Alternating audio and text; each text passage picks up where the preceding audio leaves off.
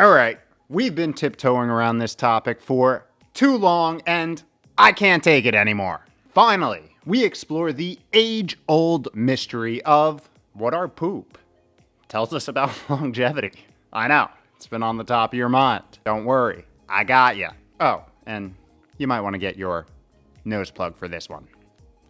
Let's go. Yo, what is up? Welcome back to another week of How to Health. My name is Kevin. I run liftandbalance.com, where we take aim at all things health and longevity and do it in an odd, weird, interesting, and highly sarcastic way. Today we are once again diving into the confines of our intestinal tubing, this time exploring what the frequency of our evacuations can tell us about our health. Because apparently, it's quite a bit, as it has deep connections with not only the functionality of our all-important gut wall, but also the ecosystem of microorganisms living within it, which have their tentacles of wisdom influencing just about every bodily system that we have. Yeah, this shit about shit is no joking matter, except for maybe what I just said. That was a joke. Actually a play on words, but from here on out, no joke. And if I somehow break this rule in like 60 seconds, sorry, can't help it. Poop is just universally funny. Anyway, to assist us on today's smelly endeavors, we will be breaking down some new, hot off the scientific streets research, highlighting what the frequency of your bowel movements could mean for your health. Closing this powwow out, as we always do, discussing ways to improve your situation. In this case, your pooping situation. A conversation that all of us humans, and basically every animal for that matter, could truly appreciate, because it's one of our few universal commonalities. So to begin, and before we get into the nitty-gritty of this new research, let's quickly chat about why the frequency of your bowel movements matter. And to do this, it's probably a good idea to just level set real quick on what this metric actually is. Bowel movement frequency, or BMF, is simply defined as the frequency of your, well, you know. And it happens to provide some rather interesting information regarding the state of our insides, as it delivers, literally, key insights into the composition of your gut microbiota and overall health of your digestive system. And I know you know how important these two variables are from all of our breakdowns across the Microbiome 101 playlist. It's these associations which likely explain why one's BMF has also been implicated in the development of various chronic diseases. Yeah. For example, an abnormally high BMF, aka diarrhea, or defined as 3 or more wet stools a day, has been associated with lower gut microbiome alpha diversity, inflammation, increased susceptibility to gut pathogens, and poorer overall health. While an abnormally low BMF, aka constipation, or defined as lower than 3 hard stools per week, has been associated with higher gut microbiome alpha diversity, an increase in toxic microbial metabolites in the urine, and an increased risk for several chronic medical conditions, including neurodegenerative disorders and chronic kidney disease. So it seems like we kinda wanna land somewhere in the middle, right?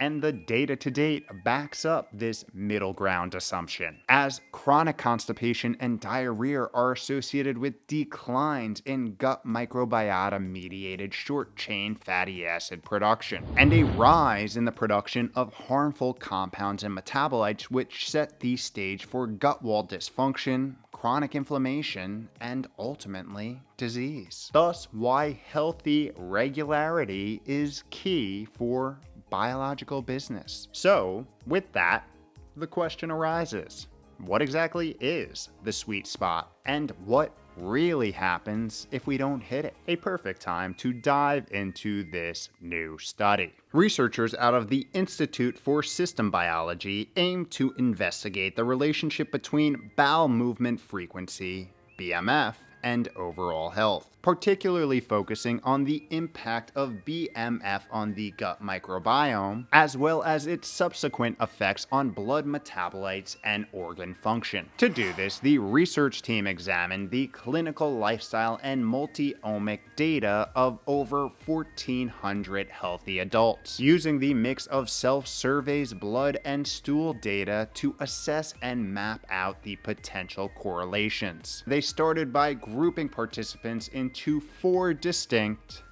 poop categories, which were labeled constipation, or less than 2 bowel movements a week, low normal, or 3 to 6 bowel movements a week, high normal, or 1 to 3 bowel movements a day, and diarrhea, which I think we all know what it is, but in this case, officially defined as 4 or more bowel movements a day. Here they mapped out the associations and correlations to other key variables such as gender, age, BMI, kidney function, low density lipoprotein, C-reactive protein, hemoglobin A1C, and even genetic ancestry, along with the answers to a 99-question survey which took in information around diet, physical activity levels, environment, and overall lifestyle. Oh, and of course, regularity, otherwise known as toilet time. So, did they find anything interesting? Well, long bathroom break short, they in fact did, revealing significant associations between BMF and several key health parameters, including the microbiome, as both BMF extremes, constipation and diarrhea, were linked to suboptimal alterations in gut microbiome composition. Then there was blood metabolites, as individuals with constipation had higher levels of microbe-derived blood metabolites associated with kidney damage such as p-cresol sulfate and indoxyl sulfate. And those with diarrhea showed elevated levels of clinical chemistries indicative of liver damage. Yikes is right. And finally, we have organ function, displaying that indoxyl sulfate, a compound produced by gut microbes when they start fermenting protein instead of fiber, a common happening of constipation, levels were strongly correlated with reduced kidney function, suggesting that BMF indirectly affects kidney function in a negative way. Not cool, I know. Overall, researchers observed more microbial-derived toxins in the blood of individuals with lower BMF, and these toxins have been implicated in disease progression and even an increased risk of mortality, having researchers conclude that irregular BMF is an underappreciated risk factor for chronic diseases even in otherwise healthy individuals. And the underlying mechanisms include alterations in gut microbial metabolism, leading to the increased production of harmful metabolites that can ultimately damage organs. I mean, what can you say other than bad gut microbes at it again? Researchers finally landed on the suggestion that the ideal bowel movement frequency is between 1 and 3 times a day. And interestingly, when they correlated these results to the lifestyle information they collected, they observed a lower fruit and vegetable intake and a higher likelihood of snacking in the low normal BMF group compared to the high normal group. Also finding that constipation and diarrhea were marginally associated with self-reported measures of depression and anxiety, aligning with prior work showing a higher prevalence of anxiety and depression in patients with chronic constipation. Pretty damn interesting to say the least. Now, I must remind you, and you, the astute scientific viewer, probably already realized that this was not a randomized controlled trial. Instead, it was an observational multi-omic analysis, meaning no causal link can be established, just associations. So we must always take results like this with a grain of salt, understanding that they can only help paint the picture, not decisively connect the dots. Mix in that there was a lot of self-reporting involved, and we come to the conclusion that more research is needed here. But this is a great foundation to build on, and sets the stage for our favorite part of the video. How do we do a better job pooping? Here's what you need to know. Science has confirmed what pretty much all of us from living the human experience already know. Daily throne time is important, but Too much or too little can be problematic. So what are some ways that we can stay regular and thus stay happy? Well, the first and most important variable is likely to be diet, or the foods we eat on a consistent basis. Here, real whole nourishing foods once again shine. One of the main reasons being their natural double whammy of water and fiber, as both good hydration and dietary fibers have long been known as key factors in avoiding constipation. Something that we cannot say about their ultra-processed counterparts. But here's the thing, food's powers don't stop there. As I'm sure you remember from that aforementioned Microbiome 101 playlist, the foods we eat also have a profound impact on the composition and diversity of our microbial ecosystem within, promoting beneficial metabolite-producing, gut wall-strengthening communities to prosper, setting the stage for healthy regularity and an overall healthier you.